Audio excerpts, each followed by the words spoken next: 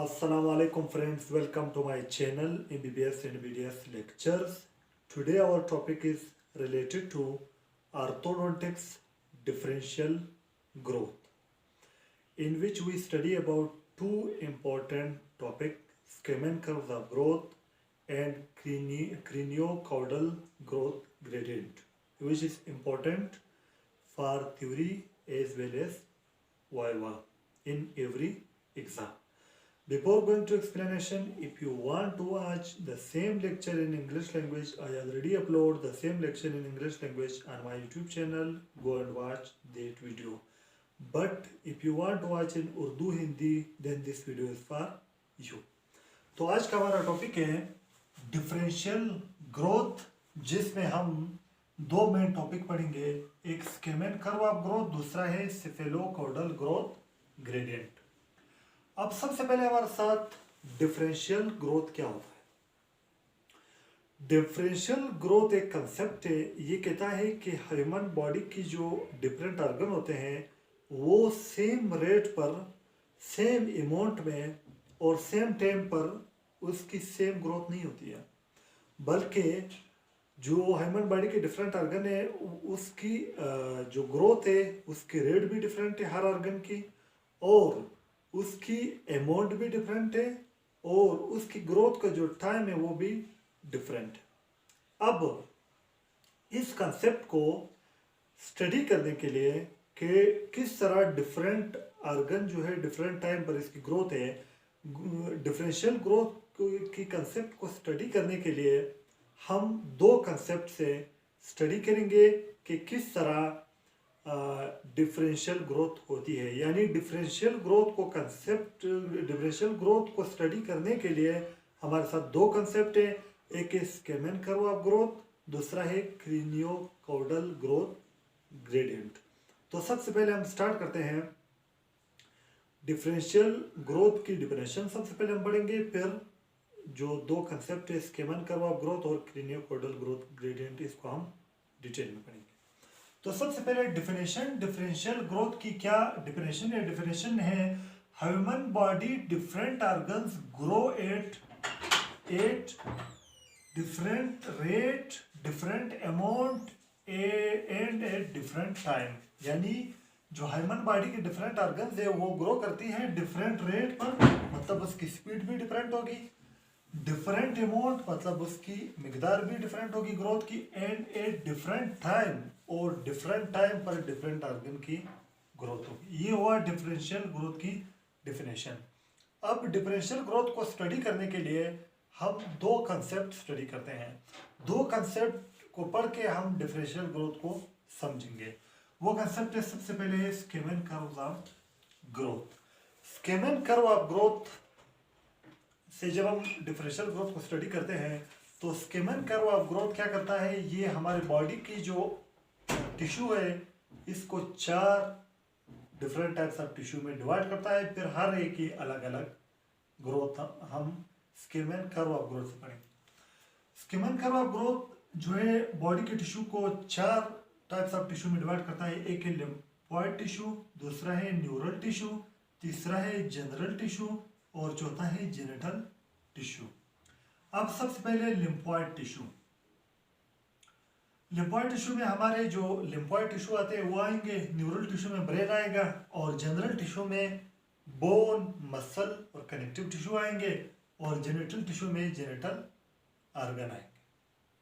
अब स्केमैन कर्व जो है इस जो चार टाइप ऑफ टिश्यू है इसकी ग्रोथ स्केमैन कर्व से कैसे स्टडी करते हैं। स्केमैन कर्व में एक्स एक्सिस पर हम लेते हैं बर्थ से लेकर 20 ईयर्स तक, यानी जो एज ईयर्स में वो हम एक्स एक्सिस पे लेते हैं।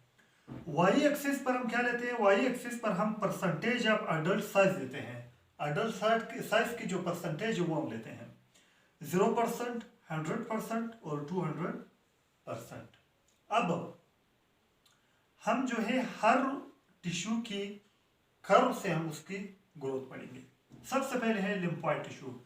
लिम्फॉइड टिश्यू जो है ये चाइल्डहुड में बहुत रैपिडली ग्रो करता है, जो रेड लाइन से शो किया गया है, और ये जो है चाइल्डहुड में ही ये पीक पे पहुंच जाता है, मतलब 200% चाइल्डहुड में ही इसकी ग्रोथ 20% पीक तक पहुंच जाती है।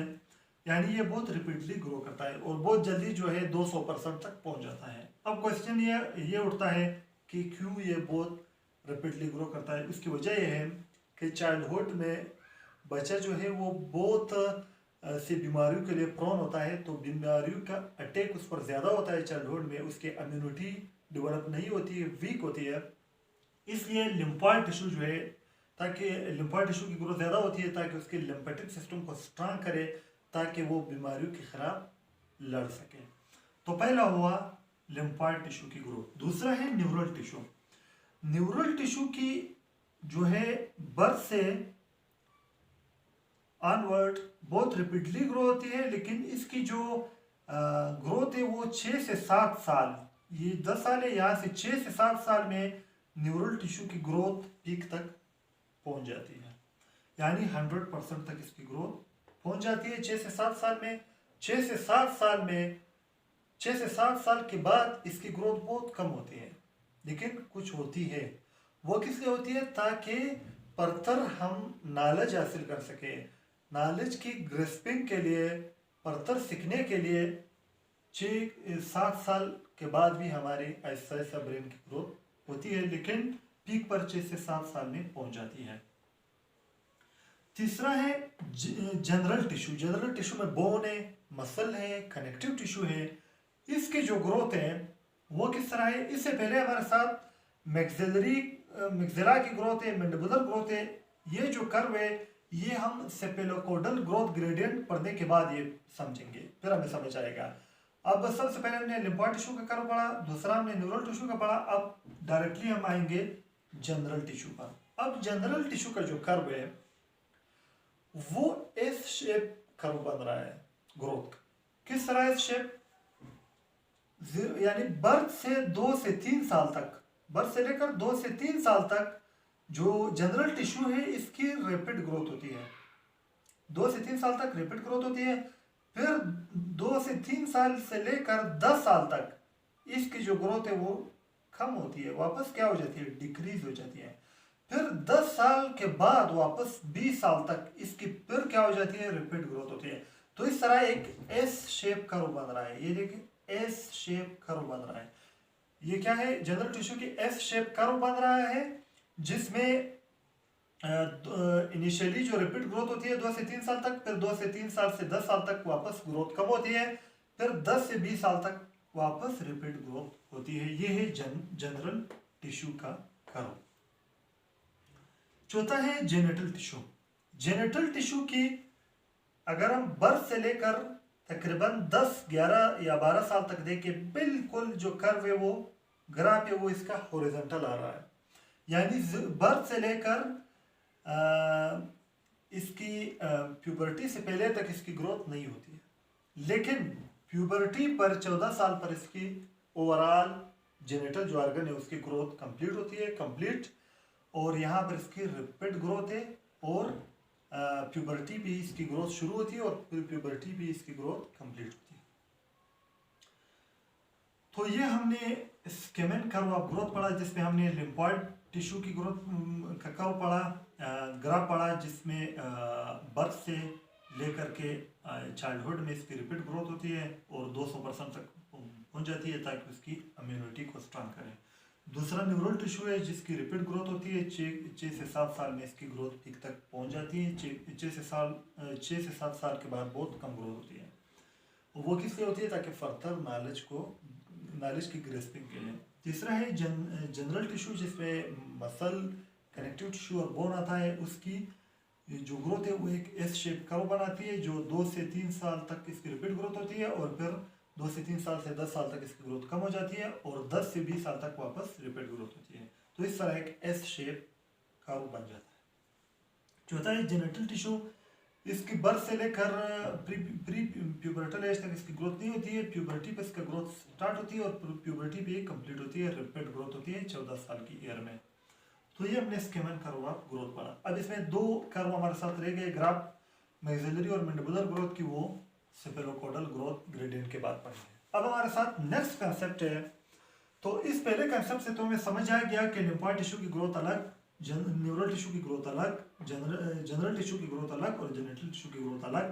तो यहाँ से हमने डिफरेंशियल ग्रोथ को समझ लिया कि हर ऑर्गन की डिफरेंट टाइम पर, रेट पर और डिफरेंट अमाउंट में ग्रोथ होती है।